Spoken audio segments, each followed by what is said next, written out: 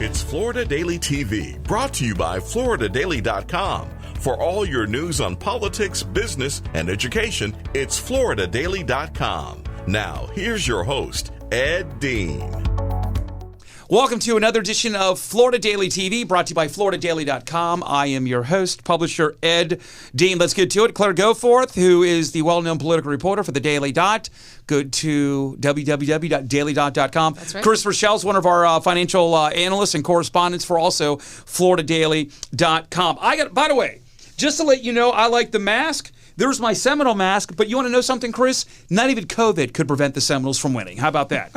So anyway, you like that one there. Let's get to it. I want to talk about, sometimes I got to pull the headsets on, so here we go. BLM protest. Are they manufactured? Is it all put on by the Trump campaign? Here we go. Listen to this. According to a new Fox News poll, more voters classify BLM unrest as riots rather than protests. And that is scary because that's feeding into this narrative that the Trump campaign has been putting out there. So this is manufactured by the Trump campaign. And I just wish that people understood that and knew that and just looked up the real facts about protests in this country. That is Sunny Hostin, co-host of The View. The BLM protest that you see, cops getting shot. Remember pigs in a blanket, all that kind of stuff? The protest that's going on right now, it's all being manufactured by the Trump campaign. Do you buy into that? I buy into the fact that everything ultimately turns into a political campaign in this environment. I think the protests started out organically, and then they just got hijacked. And that's all? Well, I mean, I think you get hijacked. You got a lot of people that are very emotional. You've got people that feel like they don't have a pathway to being a part of the opportunity of this economy. Okay, here's what I'm getting at. I've talked about this on my radio show and also here on Florida Daily TV. When you look at the numbers, and I want to play one of the polls here. Here is the latest numbers on this. This is Harris Faulkner, from host of Fox News, one of her news anchors. This was not a Fox News poll. This was a New York Times Siena College poll. Listen to this clip. The New York Times Siena College poll is showing Biden ahead of the president in 4 swing states. However, the Times points out that it calls a potential vulnerability for Biden this: a larger share of voters in all of those states say addressing law and order is more important as a campaign issue than addressing the coronavirus pandemic. All right, so the coronavirus pandemic, to focus on this, has gone down. It is now about law and order. Here's the question. It's picking up in many of the swing states. Do we really see all of this in the state of Florida? And here's my question. If we don't have all of the riots and violence and the huge BLM protests in Florida, is it one of those attitudes, well, it's somebody else's state. It's not here in Florida. Does that benefit or does it hurt Trump for a re-election bid? I think anything that you can sell during a campaign is going to be, helpful. Obviously, when you have cops getting shot and people dying in the streets and it's on film, whether it's the cops, taking it out on a black individual or black individuals taking it out on the cops. That's not an environment that anybody wants to see in this country. All right, so are the numbers being manufactured, not by Fox News, but by the New York Times as well? This is their poll. The question is the violence being manufactured? I don't know what they mean by manufacture. I see violence, but is it being propped up by those of the Trump administration where they're saying, hey, this is much bigger than what it really is, and it's not really that big of a deal? The Trump crowd is making it look like it is. I mean, they're definitely exploiting the issue because they know that it plays well to the old white folks in the middle of nowhere who they need to get out to vote. Those people see people. I already thought they had the white folks. What are you telling me? Well, they need more of them to vote. You always want more voter turnout, and that's what this is about. You got to have enthusiasm. Exactly. And enthusiasm can be in the form of anger and fear, and that is what they're playing to right now. So it's the anger and fear. Okay, so interesting. So here's the question. It's resonating in the swing states out there right now. Where does this go over the next 40-plus days? I think it depends on what happens. I mean, right now, a lot of people, I would imagine, on the Democratic side are hoping that the unrest settles down, because it's not going to help them. I mean, even though Joe Biden has repeatedly said he's condemned the violence, he wants people to not be violent, to not do the looting, to not do the vandalism. I haven't heard him say all that, but he has said it so many times. Ed, don't be disingenuous. When has he said this? He said it a million times. Wait. Did he say it before or was it after the convention? He's been saying it since May. Really? I haven't heard any clips about it. Really? Maybe because you watch Fox News. No, I don't watch. I watch MSNBC and CNN. I haven't heard him say any of this. I've heard him say it a bunch of times. Wait. We play the clips on this TV show. Bill Maher and the rest of the guys said, Why haven't the Dems come out and condemned any of this? They have. I don't even know where they're getting that information because they absolutely have condemned the violence. That I would like to see. Can you do an article on that, by the way? I'd like to see that. I mean, I have. Here is Joe Biden. Here is Biden, who always gives good access to Fox News' Peter Doocy, where Biden says the biggest threat to suburbia is not violent crime, is not the unrest. Instead, it is Mother Nature. You guessed it, it's climate change. The Democratic nominee argued that the big threat to suburbs right now isn't rioting or unrest, it's Mother Nature. How many suburbs will be burned in wildfires? How many suburban neighborhoods will have been flooded out?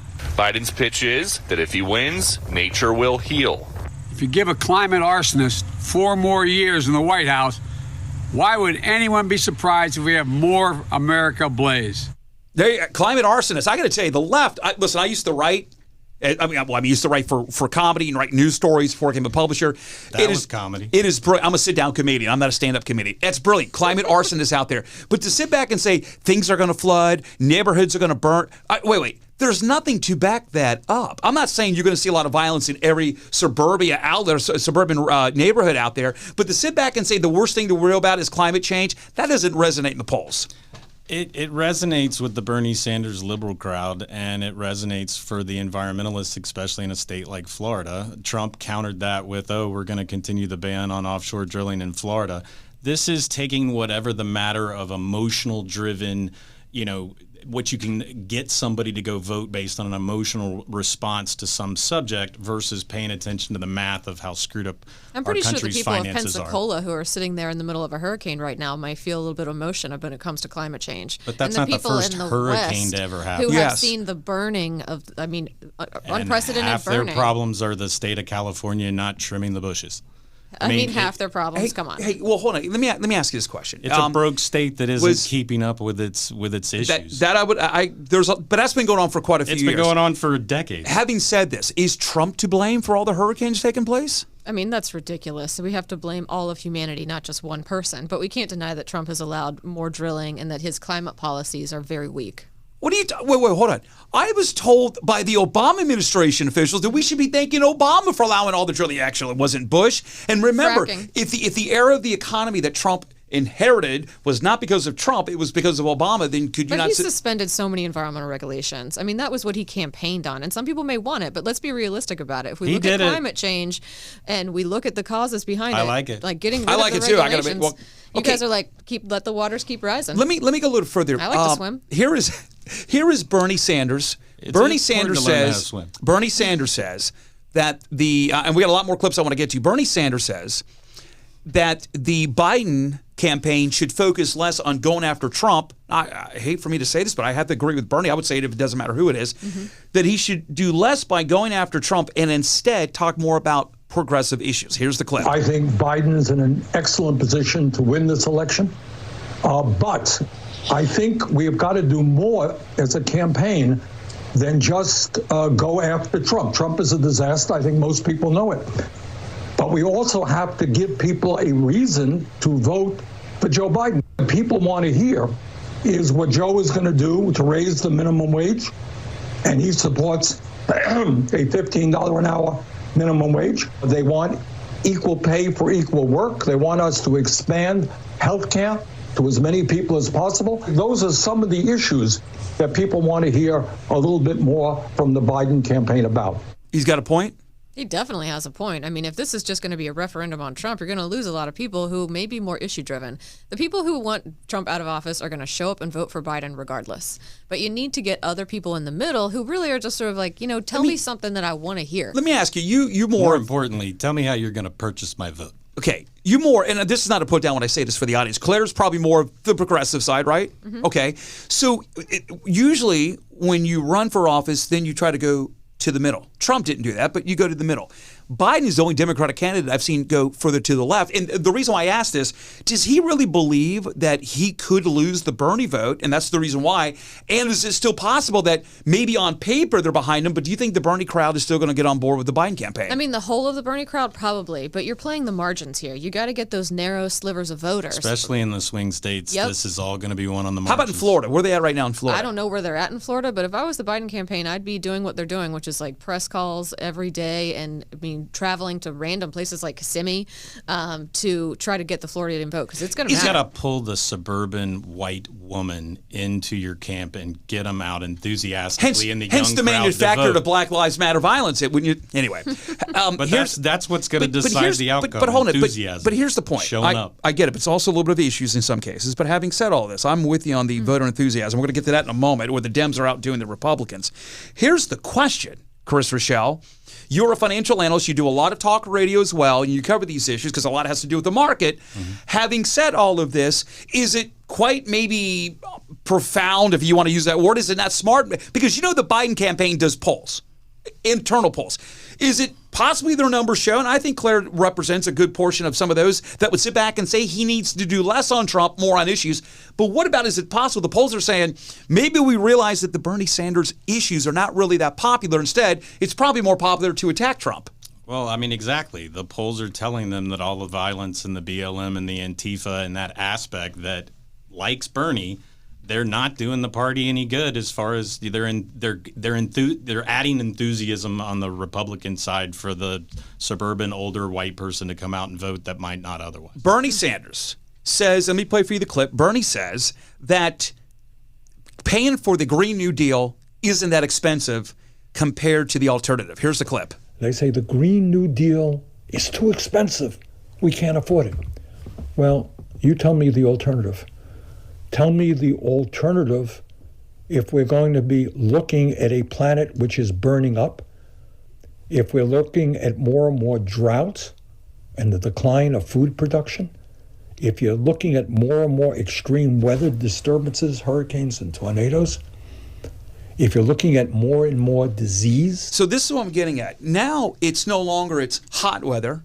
It's if we have cold weather, that's because of climate change as well. I mean, we have record cold temperatures. Sometimes we have record heat out there. You can't win on this issue here. But he says the alternative is much more expensive here. Chris, does he have a point?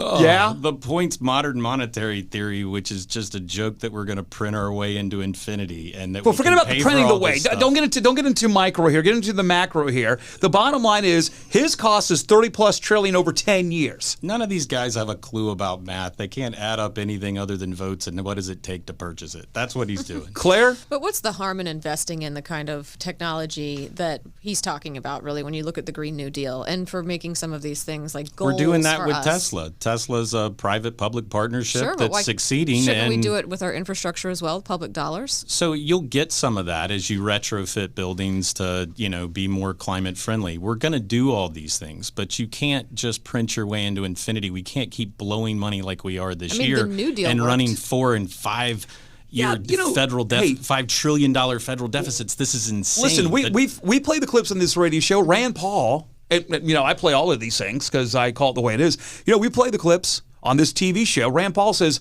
maybe the Republicans owe Obama an apology for all the massive amount of spending, up to $5 trillion now through stimulus and everything else. To Chris's point, if we're moral hazard is what we're in. If we're blaming Trump for the deficit, then why is it that we're offering more higher proposals of spending, and how we're going to pay for it? I mean, you don't have enough money to tax the rich. That's all I'm just saying, based on simple math. I mean, we certainly do need to have a conversation about climate change and what we're willing to invest as a people, because it's coming.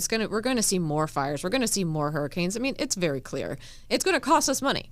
Do we want to pay it on the front end or the back end after people's lives have been ruined and their homes have been burned? And that's Bernie's point, and it's to drive the enthusiasm. I'm more curious about the front end.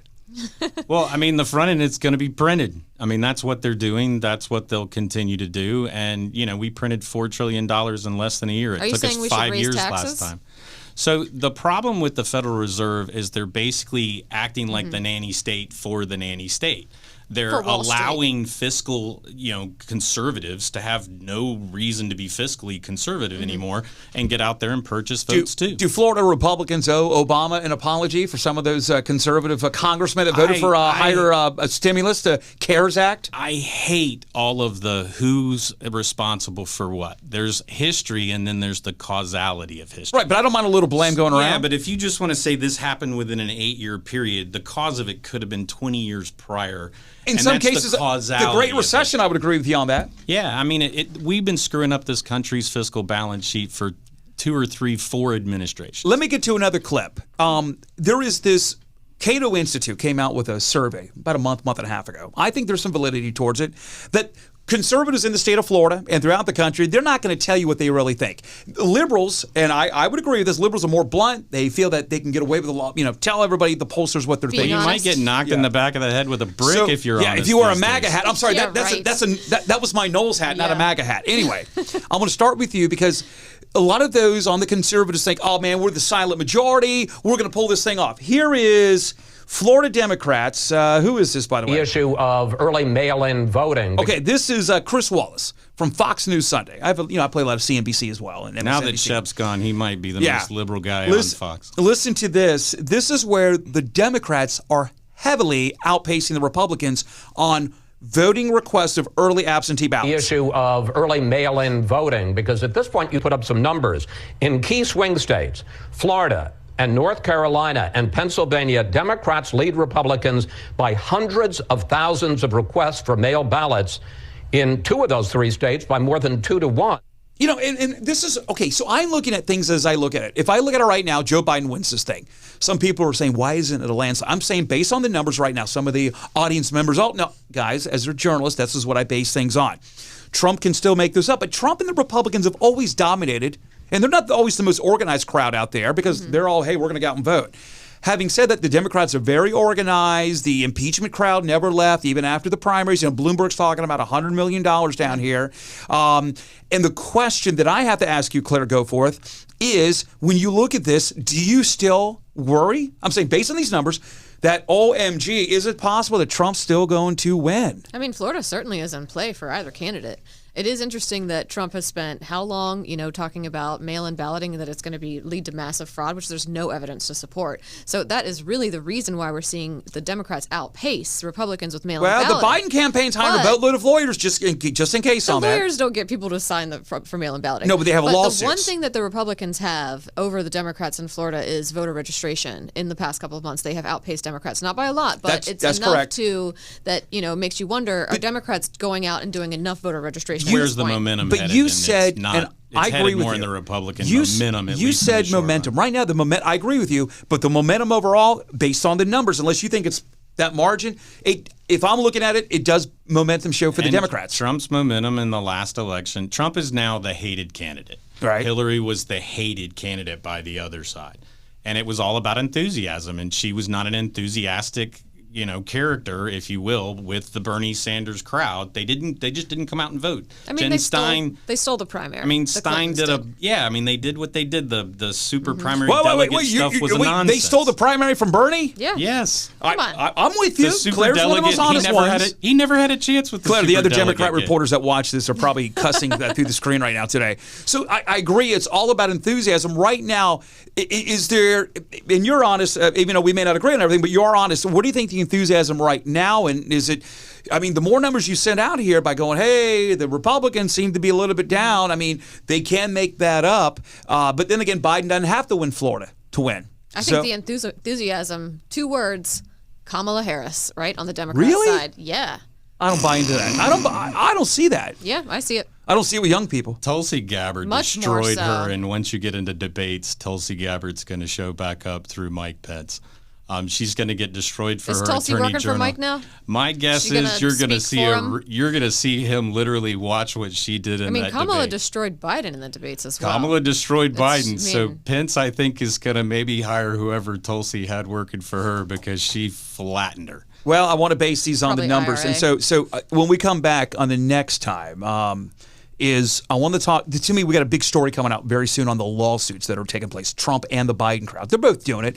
And the New York Times came out with an article, almost a dozen issues of what the Biden campaign may be suing local supervisor of elections on. This is going to be, and by the way, in some states that the absentees are counted after.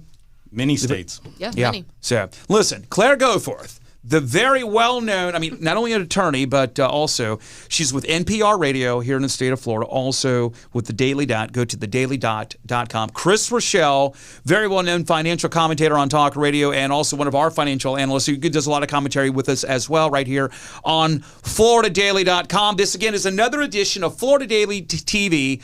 Florida Daily TV. You like the little Knowles thing right there. I was at a Gator hangout, and they all, anyway. It should be a Mountaineer. The Mountaineer. Really? Go Gamecocks. So, anyways, we're used to losing, so next we don't edition get too worried about it. Florida Daily TV right here on FloridaDaily.com.